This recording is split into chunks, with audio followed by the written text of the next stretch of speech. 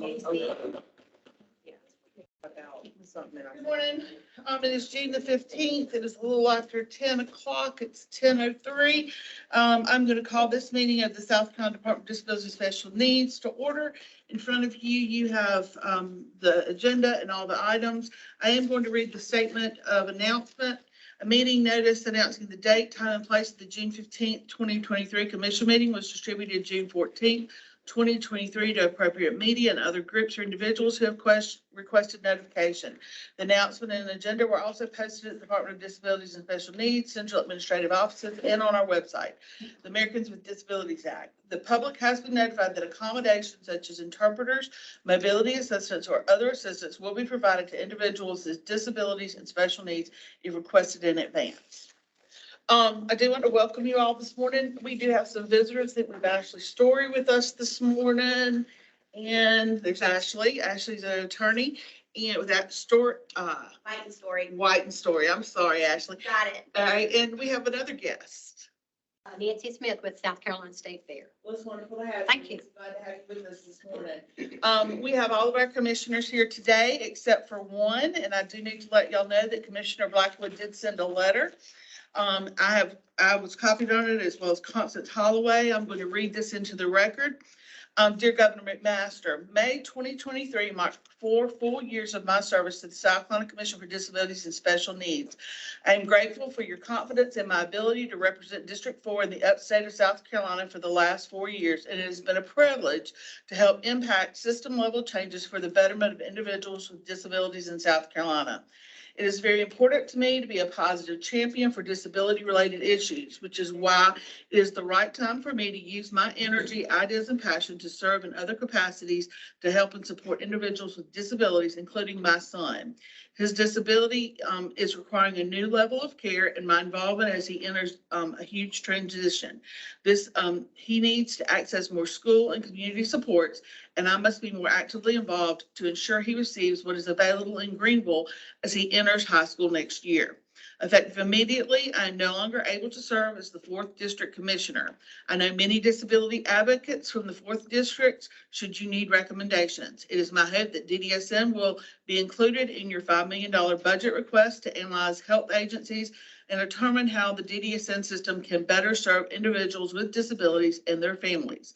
If I can ever be of assistance to you or your administration's efforts, please let me know. Sincerely, Robin Blackwood, Commissioner, District 4, Greenville, South Carolina, and it gives her address. I do want to thank Robin for her service on our board.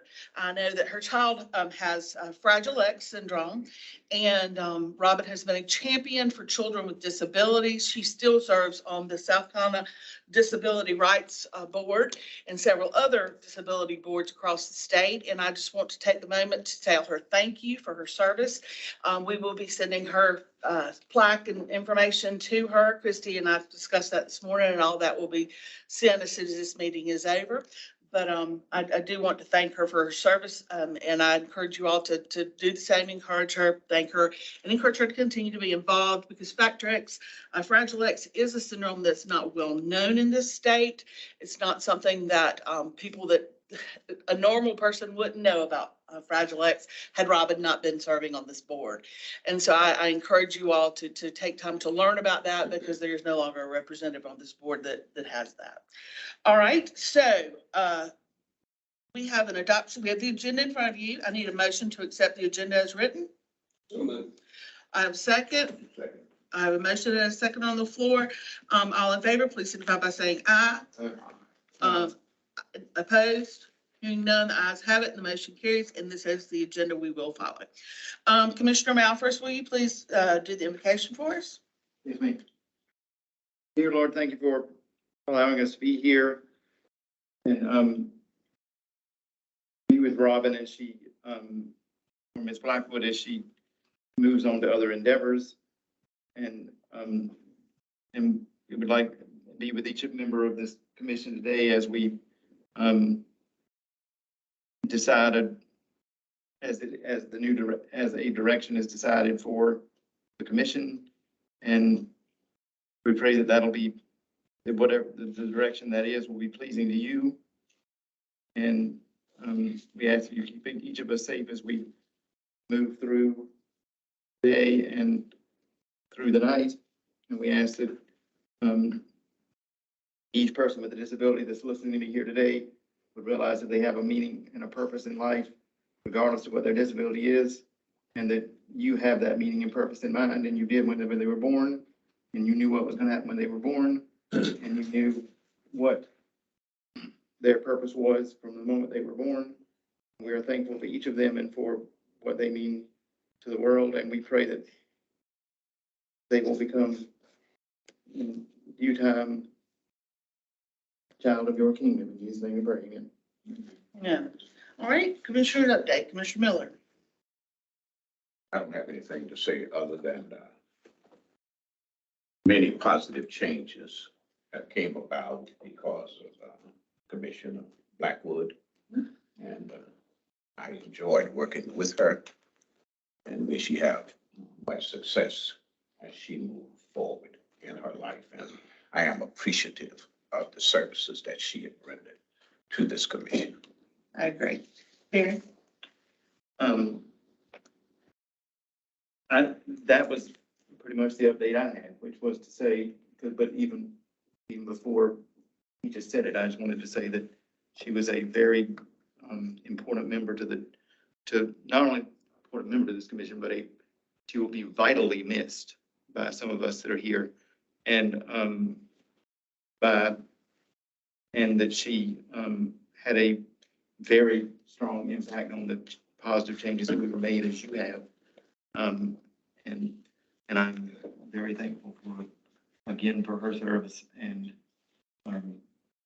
very deeply sad that she decided she had to move on. Thank you. Commissioner, Thomas, I'm sorry. It's okay. Right at I'm you. a quiet guy. I don't really say anything It's else. good to see you today. Yeah, but I don't even have anything to say by way of commissioner reports. So there you go. I just say amen. Everything's been said. Okay. Go ahead. Yep, I'm gonna second, third that. I think Robin has been an amazing mentor and learned a lot, and I wish her most success in where she's going, what she's doing. I agree. I agree. As far as updates for me, I do want to let y'all know that, I've been kind of following up with our parents guilds at our regional centers. I encourage you all to get involved with your regional centers in your areas, get involved with those parents guilds. They have a lot of important information that they need to have shared with you as commissioners in your regions.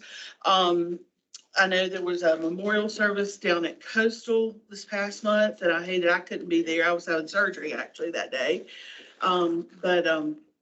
They, it apparently went really well. I think they did miss having all of us there, but that's one of those things that we can't do everything. So, all right, we're going to move on to the nominating committee. Mr. Ed Miller, our chairman of that committee. What do we need to do minutes? Oh, we didn't do, I skipped the minutes. I'm sorry, y'all. It's been one of those mornings. If y'all don't mind, I skipped over the minutes on tab 2 in your books. You all have a copy of the minutes. They were sent out. Are there any changes or additions to the minutes? I don't have any. I need a motion to approve. Move. Motion. Second. Motion and second. All in favor? Aye. All opposed? Hearing none. I'm sorry. Let's get back on schedule. Appreciate it. That motion passes. All right. So if I'm correct, Commissioner Miller, the nominating committee did some research into our bylaws, and the bylaws say that we do not have to have a slate, correct? That we can nominate from the floor. Is that correct? In accordance with Article 3, Okay. and that's our bylaws dated August 19th, 2021. Good. Article 3, paragraph 2 and 3. Thank you, sir. If I need to read those paragraphs, I will. I believe we're good. I don't know why they did that in the past. They've always done it since the last 3 years when I was on the commission. So I'm glad to know that we don't have to do that. All right. So I need a motion for chairman. I would like to nominate Ed Miller. Okay. We have a motion. Do we have a second? Second. A second. On nominations, do we need seconds? What do our rules say on that? Usually, Ashley. Roberts would say only the nomination Okay. is needed, but I don't know what's in there and I haven't read it. All If right. you just see a nomination, when you actually vote, then you would need a second a motion and a second for the vote. So I think you just need a nomination this time. All right, that's fine. Thank you anyway. All right, now, are there any other nominations? Hearing none, can I move that we accept Ed Miller by acclamation? All in favor, please signify by saying aye. Aye. All opposed? Hearing none, the ayes have it. The vice chairman now. We have a position for vice chairman. Do I have any motion, any nominations from the floor? I nominate Commissioner Michelle Woodhead. Okay, we have Commissioner Woodhead. Do we have a do we have another motion? I would nominate Barry Malphus. Right? Yeah, both- Well, he's trying to get me, I don't know what, Okay, Dave, okay. unless she doesn't want it. Okay. You would accept it? Okay, are there any other Thank nominations? you anyway. Hearing none, I ask that we nominate by acclamation. We approve by, Acclamation would be if there's nobody else, right? he declined. Oh, have you just, Yeah, I said thank you anyway. When she said she would accept it, knowing that I wanted it, it's fine. well, do I need to withdraw my nomination? Yeah, you can. That, I would ask unanimous consent, I withdraw my nomination. It's been withdrawn. All right. Now we have Commissioner Woodhead as vice chairman. Can we accept by acclamation? All in favor, please signify by saying aye. Aye. Opposed? Hearing none, congratulations to both of you. All right, now we have a secretary. Do I have a motion from the floor for secretary? I nominate Commissioner Gary Ford. I nominate Dave. Oh, well, that's a heavy load. I don't know about that, you know. I think he would be great. Okay, so both of you accept the nomination and we have to vote? Well, I don't accept the nomination. If he's been nominated, I would much prefer his intellectual talent. So will you accept? Yes. Okay, we have one nomination on the floor. Any further nominations? Hearing none, can we accept by acclamation, Coher as secretary? Hearing none, all in favor, please signify by saying aye. Aye. All opposed? Commissioner Coher is the new secretary. All right, public input. Do we have any? And y'all will switch over and you will run the meetings at the next meeting. At this point, is there a purpose to No, this? that we had those in case it was, what happens in this I case? don't need to know. If there's. I'll put it over we here. have to vote. Thank you very much. Thank you. Yeah, that's what these cards were for, so you can discard those. Okay, no public input today, am I correct? All right, South Carolina State Fair, we have Miss Nancy Smith with us. She's gonna give us some information. Nancy is the general manager of the State Fair.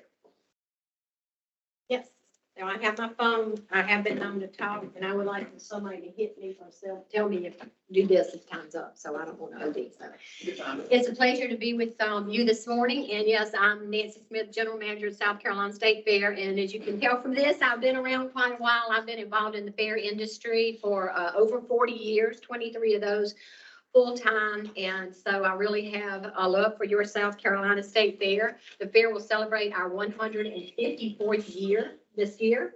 The fair's dates are October the 11th through the 22nd.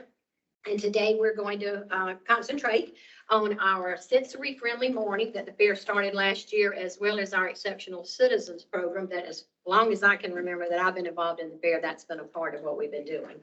Sensory-friendly morning will be October the 19th, Thursday, October the 19th, and Exceptional Citizens Day will be in conjunction with that this year. We've made some changes, and I just wanted to highlight a few things, but I feel it's very important for me to say that not only am I standing here talking to you folks about sensory-friendly and from the disability side, but I have a niece who's 44 years old, my Jennifer.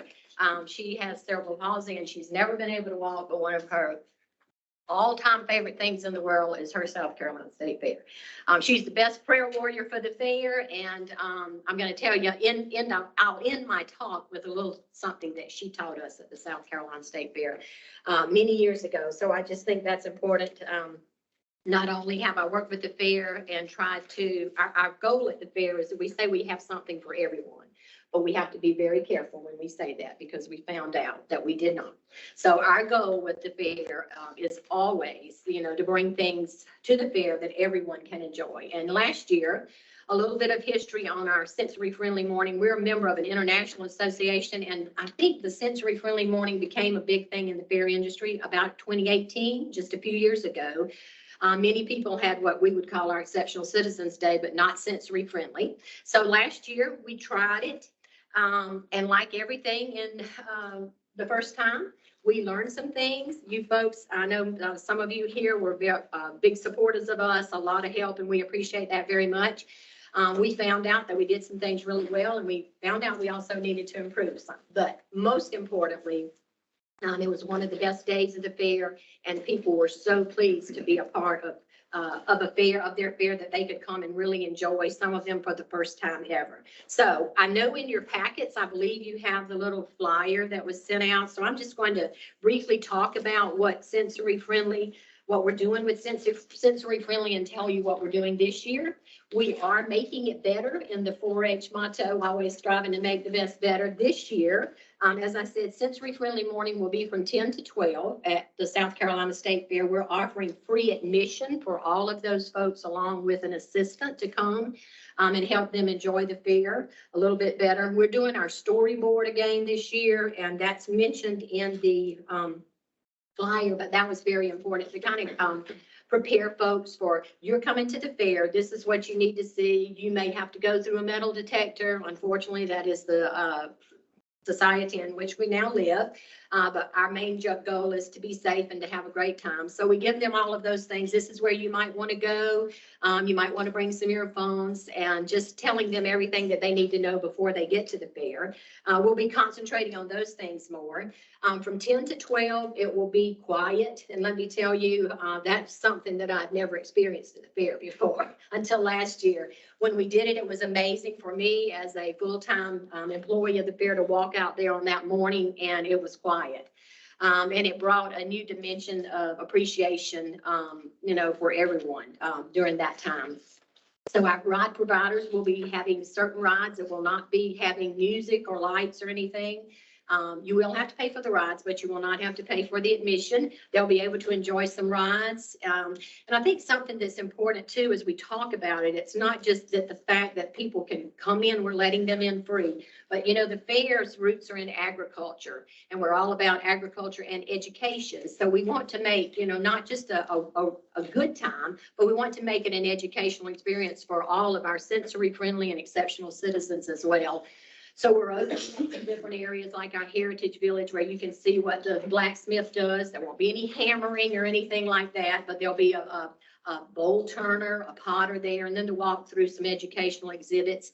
Anywhere from our livestock barns, we'll have the beef cattle will be there, and this will be an opportunity for them to see young folks and moms and dads, working in there in the barns, seeing what they need to do. A lot of responsibility goes along with being a livestock exhibitor at your South Carolina State Fair. So that will give them an opportunity to see that. The petting zoo will be open.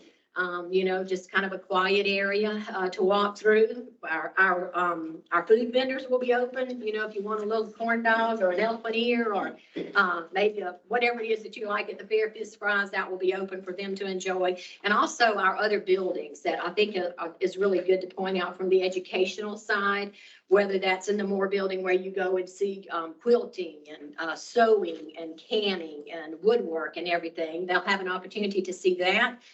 The cookie kitchen will be open if you want a little warm chocolate chip cookie and maybe some milk.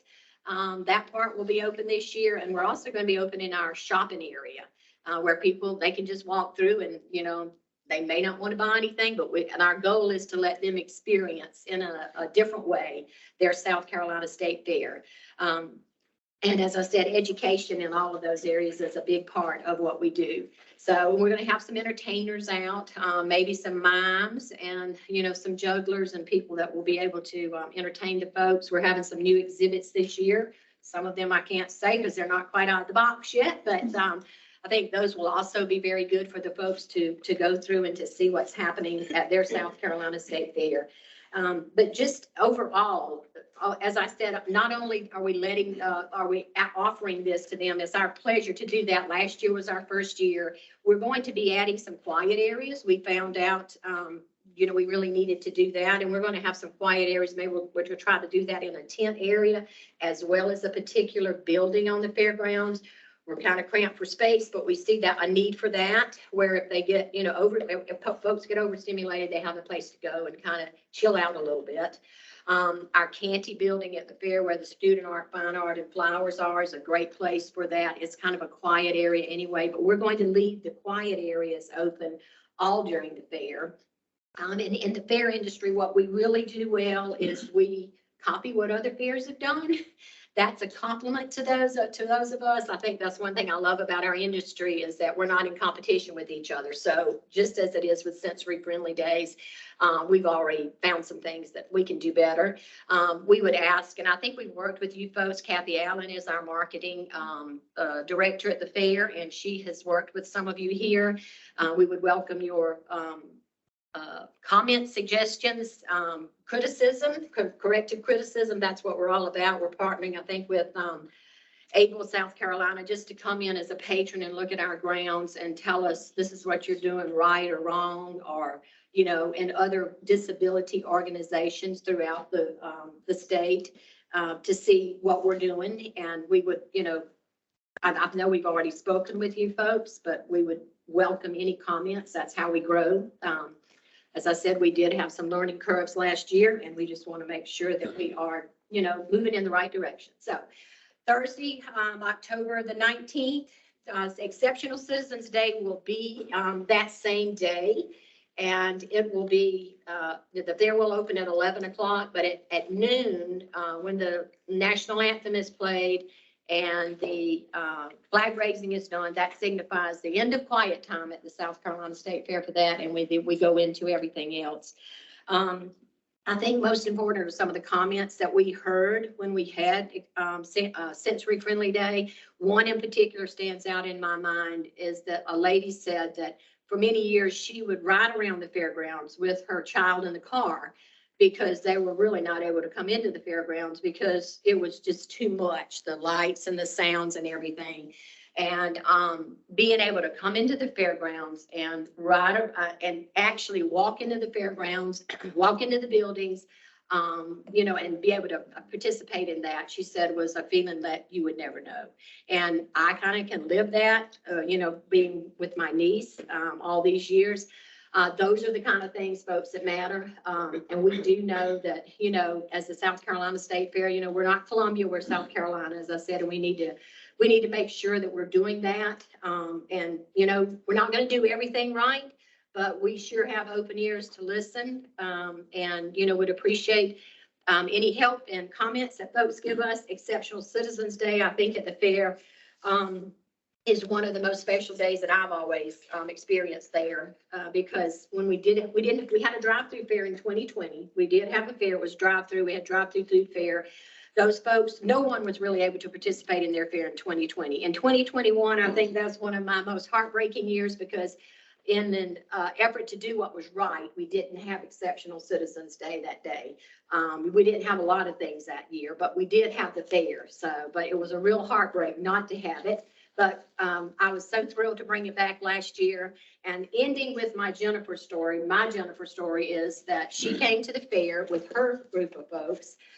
She's in a wheelchair, and this was before I was manager of the fair, but I was still in the office. And because she knew her Aunt Nana, she came into the office, and Gary Goodman was our manager at the fair at that time. And Jennifer came in the wheelchair, and he said, "Oh, yeah, Jennifer, how'd you like the fair?" She said, "Oh, I love the fair. I've been praying for it, all year long. It was great. We had a wonderful time." He said, "Well, what'd you have to eat?" She said, "Well, I had an elephant ear. That's her favorite with brown sugar and cinnamon." She said, "But I dropped my elephant ear." He said, "Oh, I'm so sorry. I'm sorry," because she loves her food.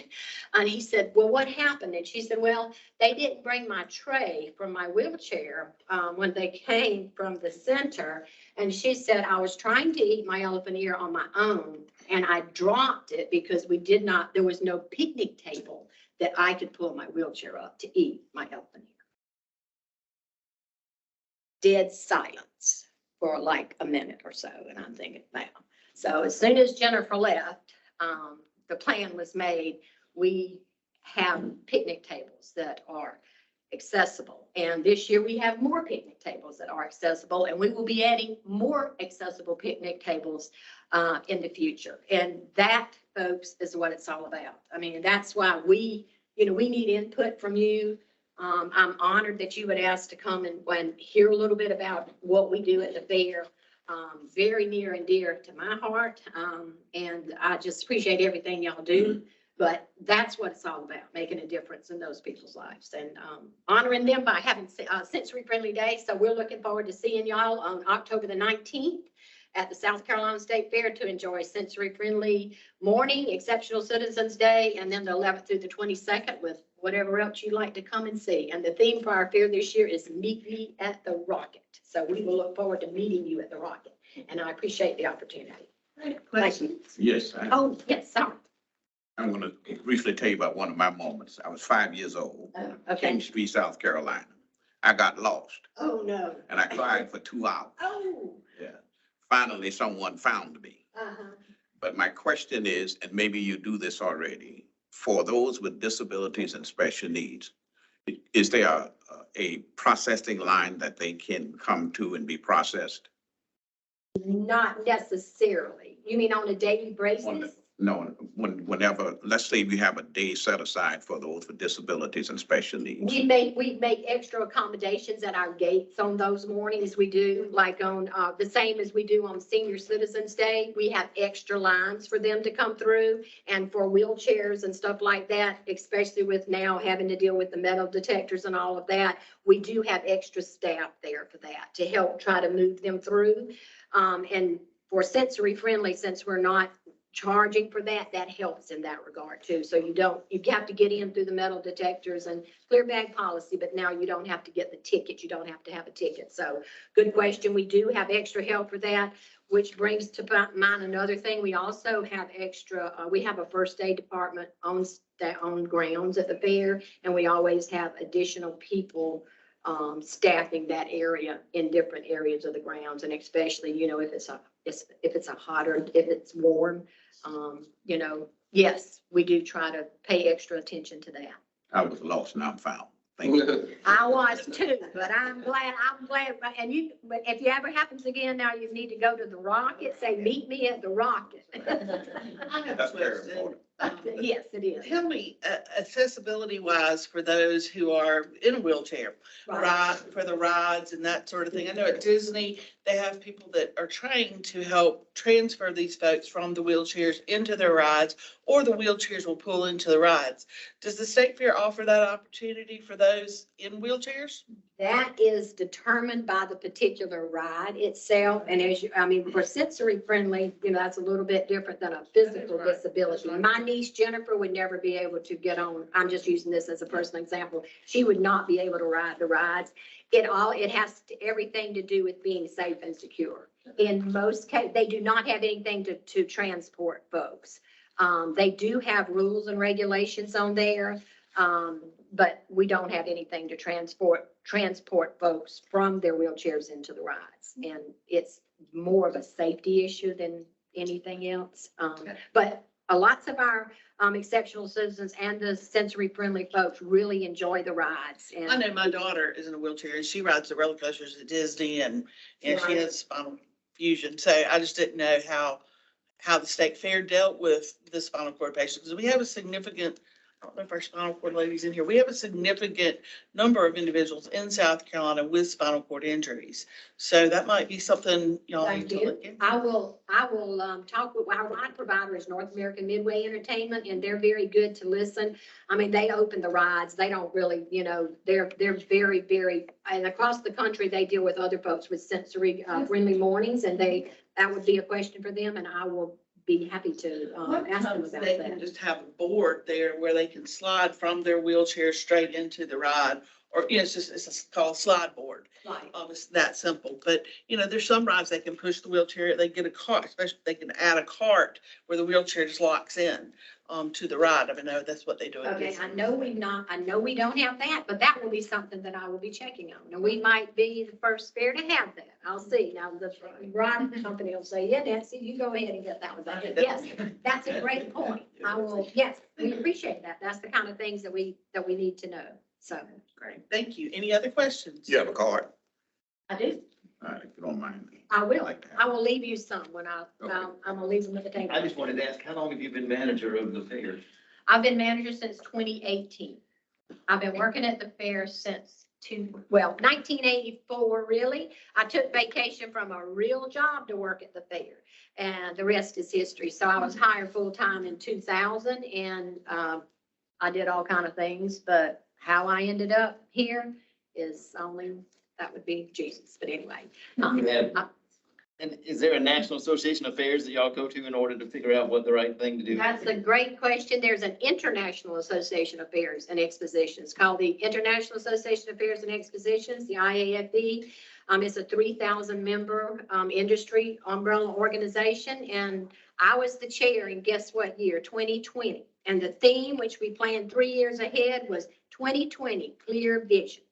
So that was an interesting year, but yes, and Yeah. we learn a lot from that. There's not only an international association, there's a state associations. We join with Georgia for our state association so that we can have a good convention, which I wanted to say, sensory friendly morning will be a workshop that will be conducted in 2024, because that's when our convention is. And we will be showcasing that and sharing what we're doing with other fairs in South Carolina and Georgia. Okay, well, that's wonderful. Y'all are operated by a commission as well, correct? Or- We are a 501c3. Okay. We're a nonprofit organization, and we also increased our scholarship giving. Those of you in here who, the scholarships for this year are over, but in February of 2024, look for that. We offer 50 individual $10,000 scholarships. We increased our scholarship giving from $300,000 to $500,000 per year. They're awarded throughout the congressional districts, so it's a good mix of everything that's throughout South Carolina. You have to be a graduating senior, and you have to attend an in-state school or university. So our goal is to get you here, help you stay here, and help make South Carolina better. Thank you so If much. I bring Ed and I get him lost, will you not find him this time? Well, Ed, Hold my hands. Ed's going to have all of y'all will have my card, okay? And then all Ed, you need to do is go to the Rocket and say whatever. I'm looking for my I'm purse. lost. I'm crying. I'm in tears. You can call from the meet, Nancy Smith, meet Ed at the Rocket and get him back in his right place. Now you're talking. Okay. All right, Thank thank you very you. much. We It was- appreciate it you was an being honor. here. Yes, thank you. Thank you. All right, commission committee business, policy committee, Barry Malthus. Yes, we have one policy on the committee. I'm gonna take it over to Ms. Manus and let her, take over the, committee meeting from here, and I'll close it out. Great. So as you guys will remember, the service independent living skills training was added to the IDRD and head and spinal cord injury waiver at the last renewal and amendment of the IDRD waiver. What you have in your packet is a set of service standards that were developed in order to be step one to get the service implemented, right? So we had to have service standards to explain how to deliver services, what are the minimum criteria. And then the next item that will happen is we will open up provider qualifications for the service, right? So these service standards, we have a set of service standards for all of the services that DDSN oversees. So the service standards went out for public comment. We received one public comment. You guys have a letter in your packet from South Carolina ABLE. ABLE sent a letter basically requesting that we limit the provider enrollment piece to the federally recognized Centers for Independent Living. The waiver service, again, remember in these two waivers was approved, it's been almost a year ago. We did not limit the provider qualifications in the waiver document, so that's really not something we can do now, but we are very hopeful that Able will be a provider and we will partner with them and lean on them to try to help train and coordinate with our current provider network or any other providers that might want to do the service. So that's basically the workflow at this point. I'm looking for approval from the commission so that the standards are set so that we can move to the next step of provider enrollment.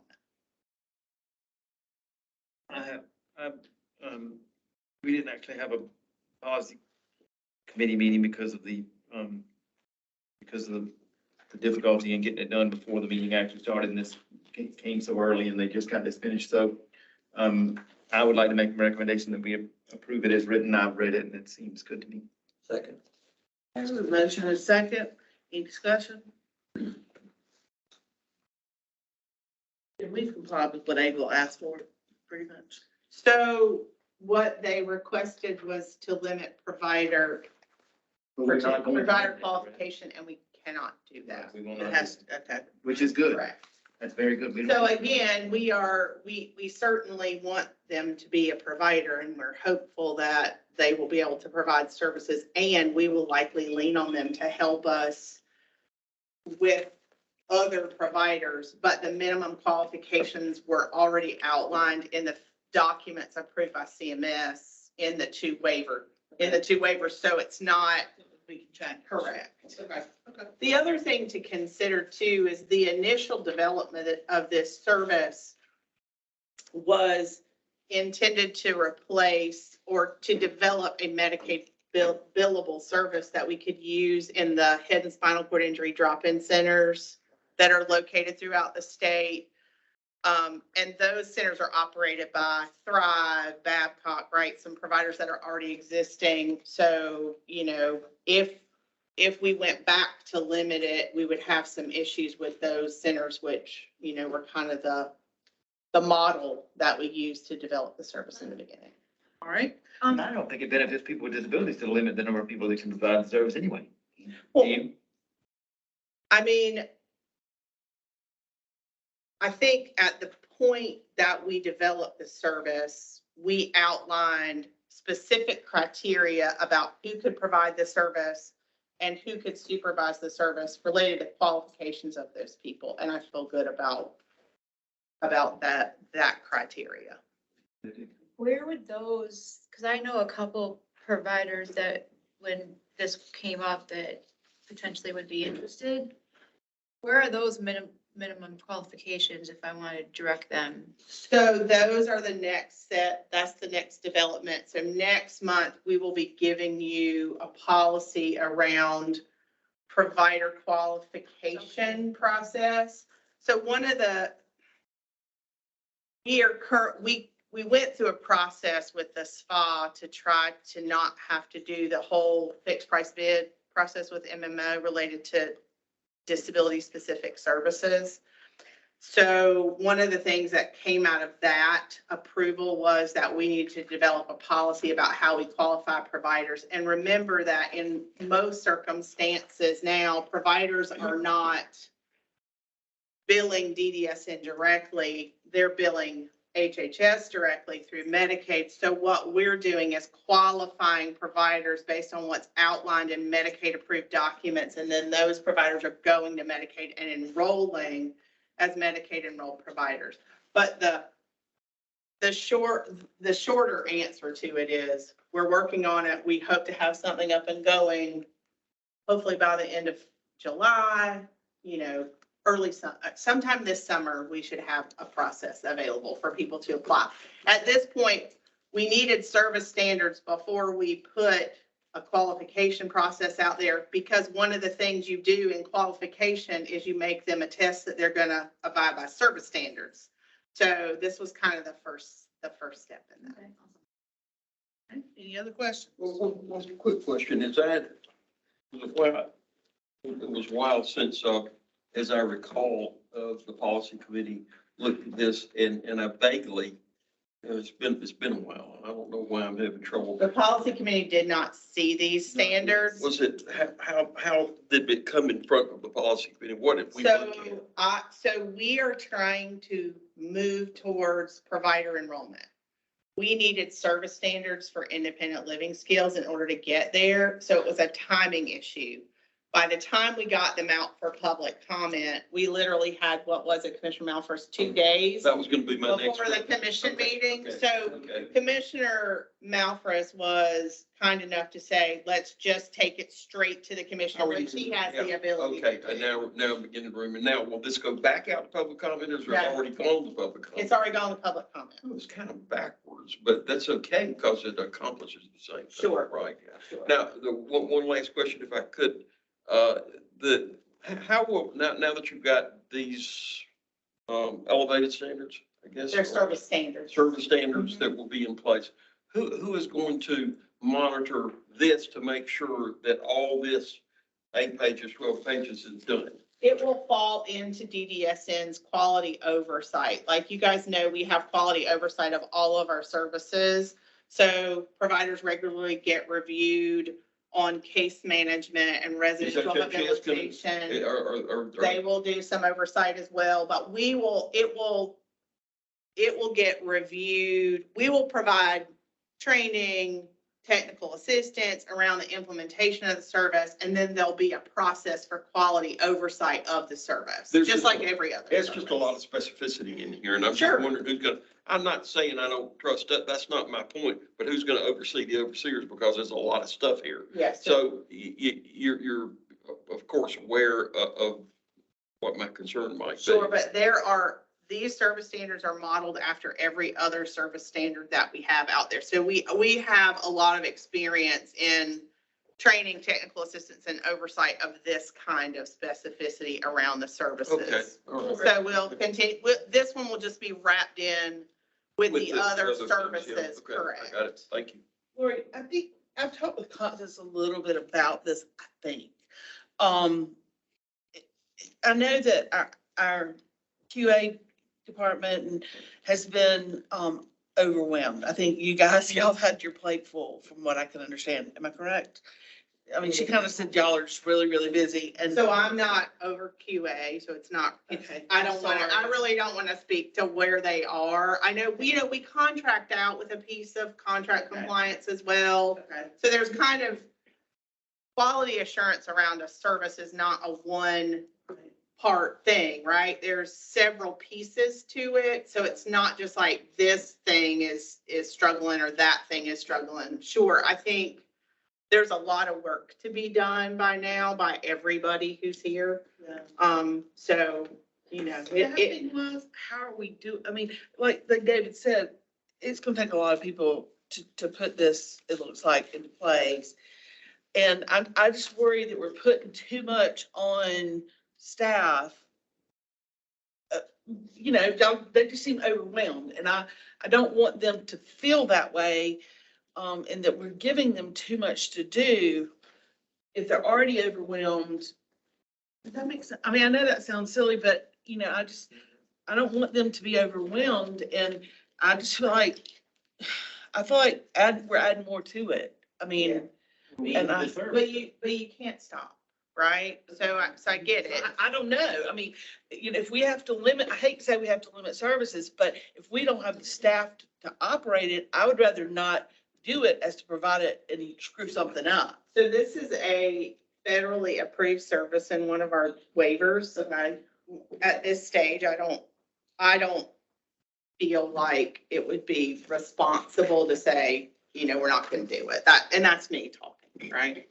Well, I just want to make sure whoever's there has the staff in place to do this, and it's not just put on some more staff, because I mean, like, there's questions we have and have had for months about different things, and we haven't been able to get answers to them because they've been so overwhelmed with other stuff. And I just want to make sure that we're not overwhelming the staff in any way, shape, or form. Well, like, Chairman.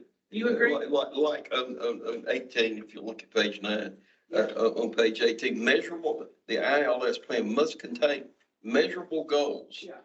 that are specific to the participant and based on his or her interest, preference, strength, experience with, that's like, that's not macro, that's micro.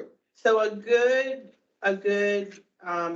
thing to understand is that these standards are for providers who are applying to do the service. So if those providers don't feel like they have the staffing and availability to do the service, they may not apply to do it. You know, Okay. hopefully we'll have some providers that want to implement the service. Okay. But you know, from a standpoint of implementation, from a DDS and proper perspective, we gotta train, we gotta provide technical assistance, we gotta provide oversight. A lot of the hard stuff that we had to do is that, right? We had to write those, we had to think through who's, you know, what's the requirement? How do you prove the services has been, you know, supplied? Because one of the things you do with a Medicaid service is you have to outline who can do it, how to do it, how it has to be documented, so that on the back end, you can verify that what was billed to Medicaid was actually done, right? That's kind of the purpose of all of it. Okay. I just don't want us to overwhelm our staff. I understand. And I understand that providers have to do their part. They obviously have to do their part. But I just want to make sure our staff is sufficient to be able to do what our part of this. Does that make sense? It does. Well, we've done a lot of our part now. Yeah, we have, from what I mean, you know, our part is really to create this, you know, structure. I just, you know, I'm a smaller government kind of person. And I just kind of want to make sure that we aren't creating a whole nother animal that we've got to figure out how to manage and add more people and that kind of thing. I mean, I'm sure we will have to figure out how to manage it, but again, I think from the perspective of this service and this thing, you know, this has been in the works for the last 10 months to a year.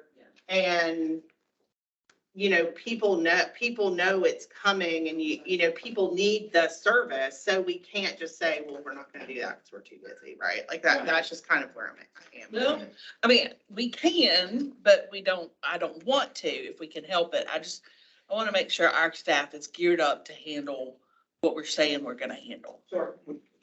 Yeah, and just keep in mind, they don't have to, providers don't have to provide the service. So if they don't want to provide it, we can't make them provide it. So we're just hoping some people agree to provide it. Okay, that makes sense. All right, any other The questions? concern that Able South Carolina had, you actually have addressed that with the standards, the way I read it, because they're concerned about, they don't want people who don't have the expertise to provide service individually. Well, that's what you're addressing. So it sounds like you've addressed their concern. Is that reasonable? And I don't know if they would agree with that, but I hope they do.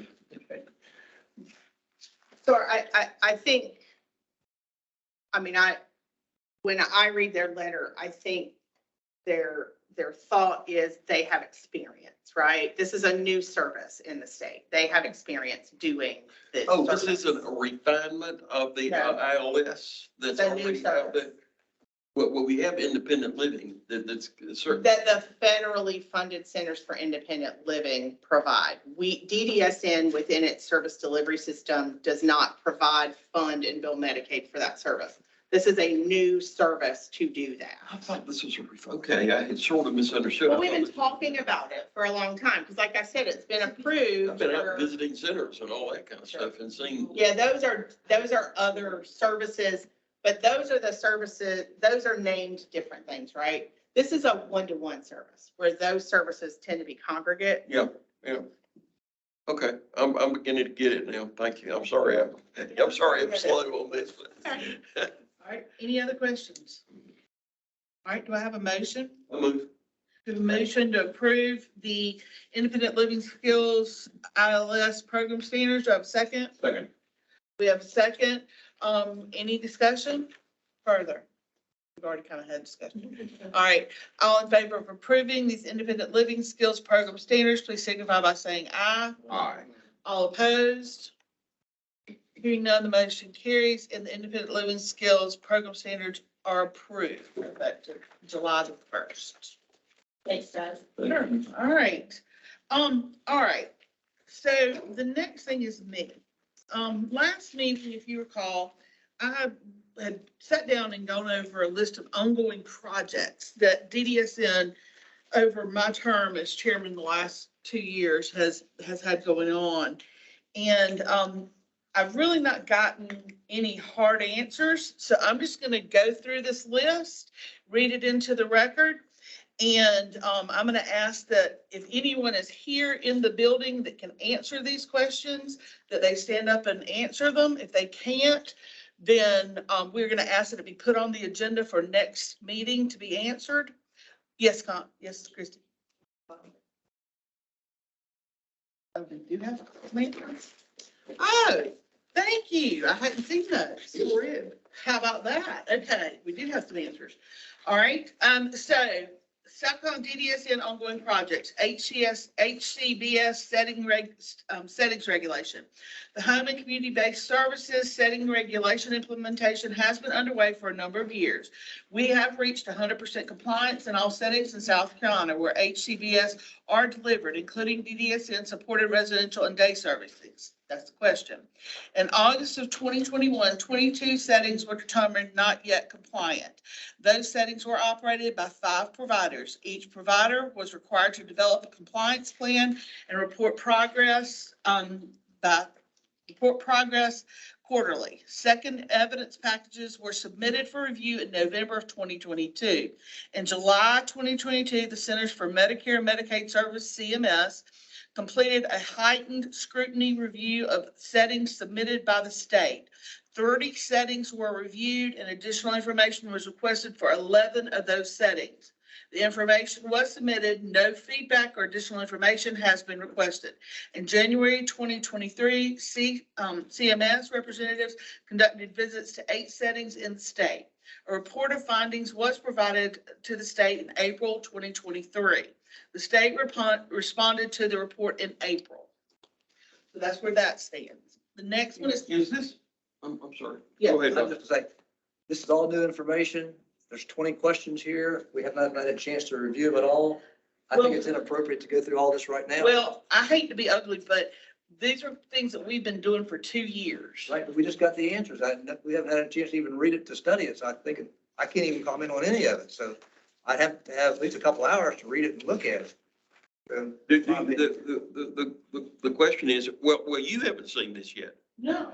Oh, so would it be okay to hold off on going through it then? Because as you were reading that, I mean, red's pretty important in a document. I read my Bible. That's what Jesus said, so I want to see what the authority says to the questions. Are these questions that have arisen within the commission Yes. or in These are the committees? topics we have discussed in here Okay. and given things that they have brought to us over the last 2 years that we have never gotten answers to. And I didn't want to leave here as chairman Yeah. with unanswered questions. Unanswered. Would it be possible for you to, because there could be sub questions, I mean, to each thing, as I was reading through this, would it be possible to just hold this as a first item of business the next time we meet? And then you could say whether or not there's something missing. We could question whether or A not. lot of these things are things that need to be updated to the public. Yeah. I think that's part of the problem because I have people calling me On these items. on these items saying, what has happened with the waiver enrollment at state level? What is happening with person-centered thinking? There are people who call me as the chairman and they'll start calling Ed next month, thank God. On these items. On these Yeah. items likely, But they right? call me and these are the things that they call me on every week. Have y'all done anything? Have you gotten any response from anybody about these things? And so like the crisis stabilization homes, we announced we were going to do those and we've had 0 updates on it. Okay. Yeah. And so these are the updates on those things. So my question then would be, have this been shared with the public since the public is calling? Was this sent out? It wouldn't have. This would have been the first thing that you've seen. See, I submitted my questions last month on the record, so I'm assuming that they went in the record last month. The questions. Remember I gave y'all out, Yeah. I gave them out to everybody in the room. And I'm assuming they were sent out or attached to the minutes or whatever for last month because, The only reason why I'm asking, because see, I heard the term. okay, that's right. public. Yeah. Okay. Were they in those minutes? These questions that I submitted? No, you just asked now for it to be, for this to be submitted in the minutes. Well, yeah, but I had asked last month that we get a report on all this stuff. Right, and I guess they're saying I they gave did by the questions. best writing, but I don't Yeah. know. I'm trying to make sure, because this could be very convoluted, any one of them could take a period of time. And since you're the one that has been baptized in all of this, so to speak, and you know the nuances of what you were asking, if it wouldn't be advisable to review it as first item, when do we, or do you take over next Yes. meeting? Well, is that okay? I mean, is that to, I think what we, can't we just put that on the, I don't see an issue with that. What I did notice is the word public. That's my question. And see, when there's Yeah. a public interest, no, I'm saying when there's a public interest in something, then it has to go further than this commission just signing off on this based on. well, this will be available to the public, right? So go ahead.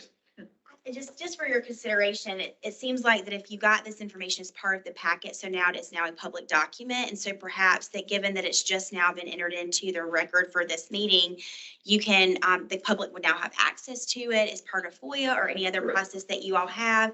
And so if you put it on your agenda for the next meeting, that would give the public time between now and then to comment, ask further questions. Of course, y'all could direct those to the administration, and then those can be taken up at your July meeting. That'd be great. You know, I'd hope that each individual person that was handling these topics, Ed, would give a report at our meeting and say, okay, this is what I've done with this, and this is where we are. And if, even if we're only at 50% compliance on that, whatever topic it is, they could say, I'm at 50%. I didn't really want a report written. Well, if it's up at the next meeting, which is what I want a little time to look at it. Yeah. That then gives gives to staff at whatever level might be dealing with this, be available. We may have questions on this. And one word brings concern to me is that word public. When that word pops up, then it It takes a doesn't concern different. me. It needs to be public. These are No, I'm questions saying they it have. takes a different route then, so we'll have to get Let's just, staff to kind of look at and help. well, I don't know if direct we us. need a motion or just if it's kind of a.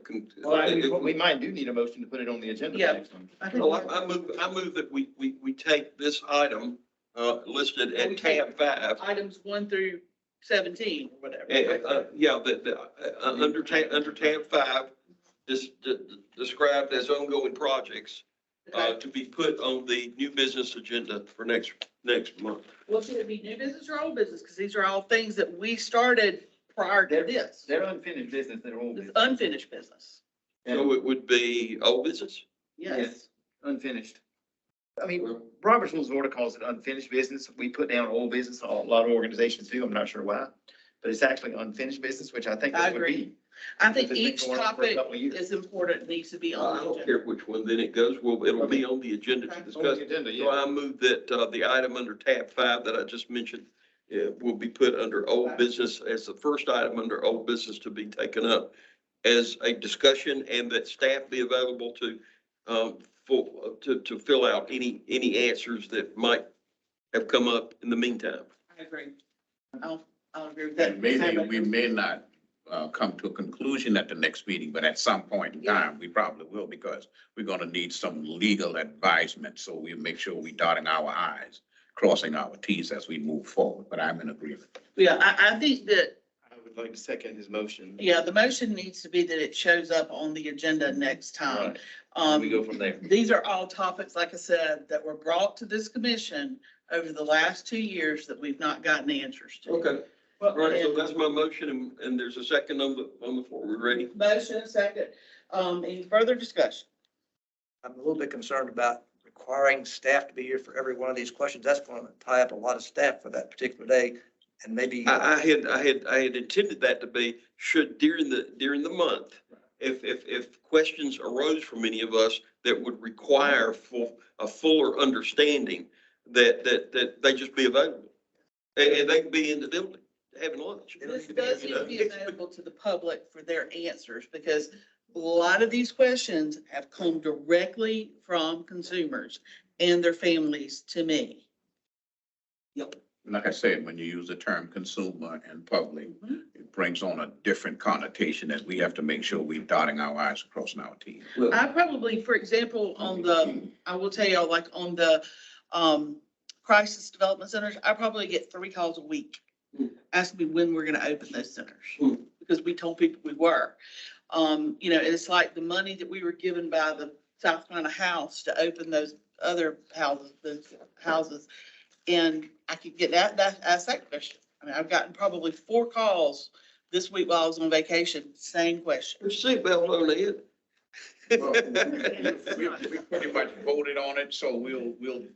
All right, all in favor, please signify by saying aye. Aye. All opposed? Hearing none, the ayes have it. This will be put in the, new business or old business for next month. All right, next. And look, may I please, let me commend the chairman for following through on this. These would be questions that have come up, and had you not done something to put them in some kind of coherent form, it's just the kind of stuff that floats and never gets dealt with. So I thank you for pushing the issue on this, and I'm sure I will have forgotten 3/4 of these things. I had almost forgotten them. I had to go back in my notes to see Right. what had not been answered and what had. Okay. Thank you. And I just wanted to. And I'd like to commend you too, very quickly, and say that I just want y'all to realize, and the new chairman particularly to realize, since he's decided to take this on, that, that this is not an exhaustive list. I have a list too. We just haven't even gotten there. Well, I don't even want to know what's on that. Good thing you all have live shows. I don't have any list. I'm tired. Somebody else is gonna do this for a while. All right. This is no longer than this. All right, let's go to, tab 6 is the new business. Approval of the financial, fiscal year 2024 contracts over 200,000. All right, so under tab 6, there are 8 contracts that are up for commission approval today. They all expire June 30th, and they meet the executive limitations threshold of 200,000. None of these contracts are new to the agency. They're only continuations or renewals. I've given a brief description of each of the contract scopes of work in the last column. However, one change that I wanted to highlight is on page 2, that first contract for USC Center for Disabilities. That contract's increasing by 175,000 as they are implementing a national core indicators survey. That national effort is to measure and improve the performance of state developmental disabilities service systems. So that's the only one that's different from last year. Now, you guys know I usually present this long contract list. We will be going through those as they renew, and they're up for renewal. We'll bring those to you guys if they meet that executive limitations threshold. But this was the list today. Do we have, before we get into this directly, do we have any interagency contracts that are 250,000? There are some interagency agreements, for like leased vehicles. We have some, I guess, servers that, information technology that Department of Administration runs, and that may reach that level. So we can bring those to you as well. I just think they should have been, they haven't been, and it says in all contracts, and that would include interagency, so I think we probably should do that.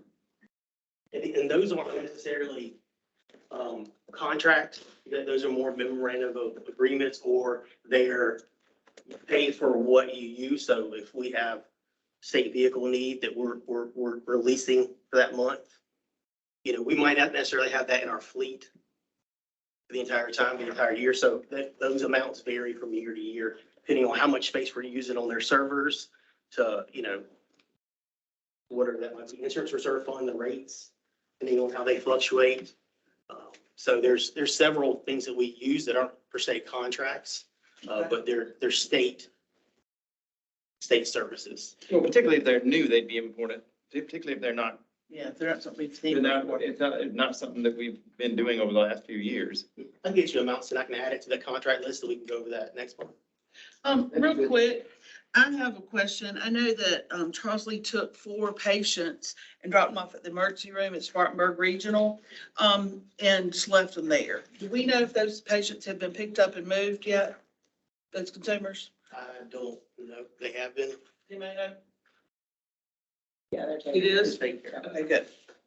All right, I just wasn't gonna sign a contract or approve it. I wasn't gonna I have a vote for question it. on one of them. Yes, go ahead. On the genetic center that we're all familiar with, the question has come up.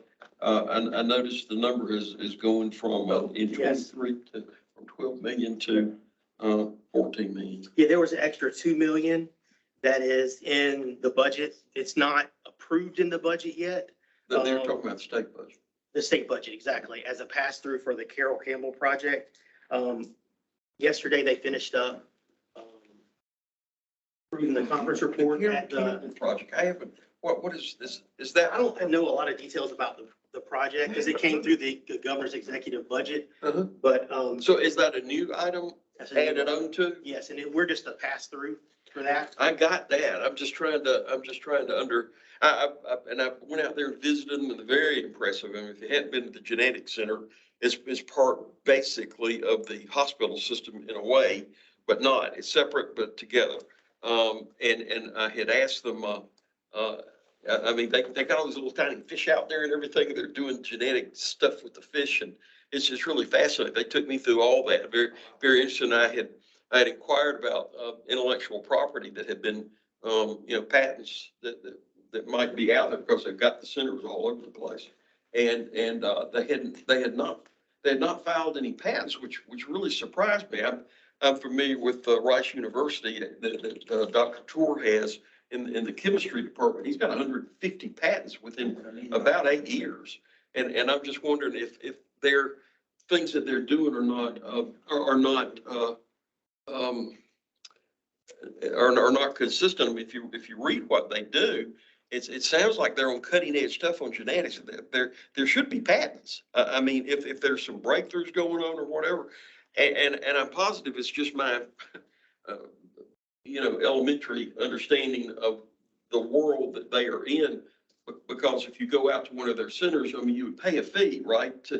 At one of the local centers like in Greenville, you pay money to do whatever. And so I've been trying to understand, I mean, the thing has been, they've been getting funding for what? 25 years or so? Well, I know that the latest round of funding was like a 5-year commitment of $2 million a year. But, and that's included in that number, but on top of that, they had the Carroll Campbell project. But they've had a lot of changeover. I think it's not a merger with the MUSC or. I just heard about that, yeah. But former Commissioner Blackwood actually sits on their board, Yeah, so yeah. she would actually be able to probably tell you a lot more about what's going on. Well, I had a brief discussion with one of their commissioners, and had asked him if he could fill me in on it. He said, I really don't know all the details of how the money flows and what's going on and all that. And I have no questions about the propriety. This is just a big number. I mean, it's not like. So 4 million of that I know is for pass-through for legislative. It's not The coming other- from our budget at all. No, It's all. The other passed. part is we're like a conduit for them. They're actually billing Medicaid through us for some testing. There's like 4 components, but I could not recite them off the top of my head right now, but I mean, I could give you information on how those different, 4 different components of our billing to Medicaid for them on their behalf. I think anything you could give me on that would be much appreciated. Thank you. Isn't it true that we had, that as a commission, we have one member that can be on? Yeah, and Blackwood was the commissioner. She was now, but now she really can't be, so maybe you should consider it, David, because she's not on the commission anymore. Well, I would take it if the chairman is willing. I'm just to accumulate You and I, information and get it. you've always had particular interest in this, and I have too, about how that all works, and. I think any pass-through sort of, here's the problem with pass-through. Who's responsible for it? You know, who's responsible? Is it the House that originates the budget? Is it the governor's office with the original gubernatorial? I mean, who's actually analyzing and asking questions? And I just, when you see a pass-through, I just sometimes think nobody's really watching that.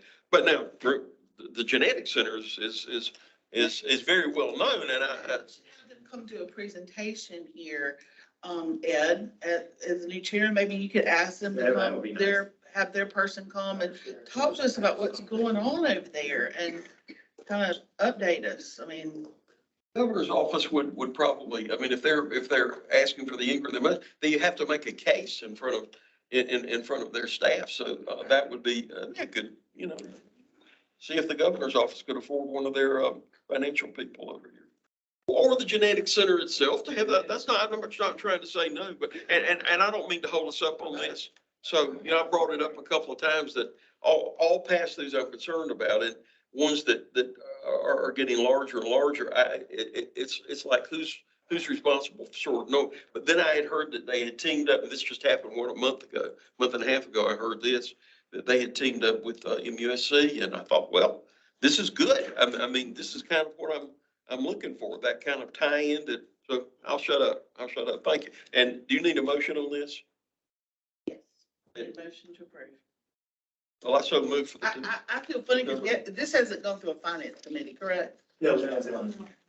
All right. Oh, it goes to finance? And I think last year it was an emergency, I think it was an emergency meeting we had Okay. right in June. Well, it was before I got here, but I think that we wanted to bring it to you guys to get it. There's really nothing in here. I don't think it's any different from last year besides the two things we just spoke about.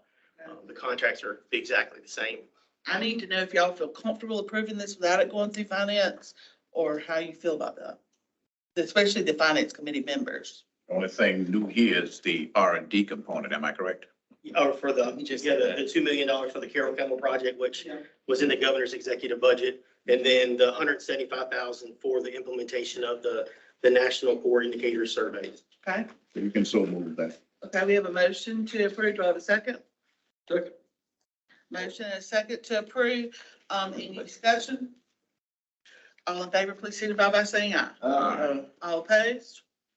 Motion carries. Okay. Next financial update. The next tab, under tab 7, you'll see the year-to-date performance of the fiscal year 23 spending plan in the amount of $939 million. Through May, the agency spent approximately $299 million in agency cash, and the direct fee-for-service Medicaid billing expenditures through May were approximately $602 million. So to date, the agency is currently on target with agency cash spend projections and 4.38% over on the HHS side, the fee-for-service expenditures. And that's basically because of the home and community-based rate increases that happened in July and January of this year. So we weren't expecting that as part of our spending plan. Questions? That's good. Any motion to approve? Move. Second. Motion and second, any discussion? Hearing none, motion carries. All right, now, thank you. Anything further? All right, Thanks, sir.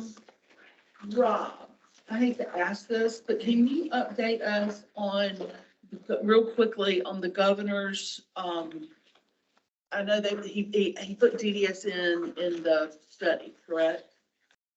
My understanding, yeah. Okay, so the $5 million study, DDSN is going to be in that. And I thank my friends at the governor's office for helping get that taken care of. Amen. I think it's great. All right. Yeah, I do too. I think that's a wonderful thing that happened. I actually said that at the Yeah. Senate hearing whenever I was there. I think And I that's think it's a great I think thing it's that happened. And tremendous decision. if I'm not mistaken, for the record, his budget says that it should be completed by June of next year, which is. Yes. I It think even gives a date for completion, which I think is glorious. And from what I'm told, they've already started. Yes. Correct. All right, the commission has asked, the commissioners have asked to go into executive session. That executive session will be to discuss, the hiring of state director for DDSN, personnel matter. Do I have a motion to go into executive session? I move. Have a motion, do I have a second? Okay. Motion and a second have been received. We will now go into executive session. We'll rise out, as soon as possible. We're gonna meet here. decisions made. I do want to thank my commissioners for their hard work over the last 2 years. I thank my committee chairs. You all have done an outstanding job. I know everyone in here has served as a committee chair for me, other than Commissioner Comer and Commissioner Woodhead. And you all have done an outstanding job. I appreciate everything. I appreciate the providers who have welcomed me into their places of business. And I appreciate the staff who has looked out for us. And I do want to clarify the questions that were submitted to the staff. Some of them have been answered in part throughout the years. We've not gotten complete updates lately, and that's more what I meant. They have tried to answer over the last 2 years, and those are questions that we've been working on. So it's not been a just not answer for 2 years. It's been a buildup of things. So I did want to clarify that before we leave today. And I do want to thank the governor for his appointment, and I appreciate you all trusting me with the chairmanship. And I want to wish our new officers the best of luck. I know that you all will do an outstanding job, and I feel very comforted in knowing that you will be here and that you will keep us moving in the right and positive direction. And I wish everyone well. I feel like, Michelle, I'm excited to see you step up. You know, I know I've known Michelle since her daughter's accident, and I'm really proud of you that you have stepped into this role. And Commissioner Cover, I'm glad to see you. You'd have to get them to hold all your calls from now on. You're an officer, so you can no longer receive calls during the meetings. It's being a baby boomer. You never get technology completely under control. That's right, that's right. Sitting over here and it was going back and forth for a second, and I thought to myself, when finally he succumbed, I That's thought right. to myself, I don't think he heard me whisper it, but I said, sucker. Secretary Trey, talking about a They thankless got to job. find out. Well, I know these ladies and gentlemen will do an excellent job for you all, and I wish them all the best.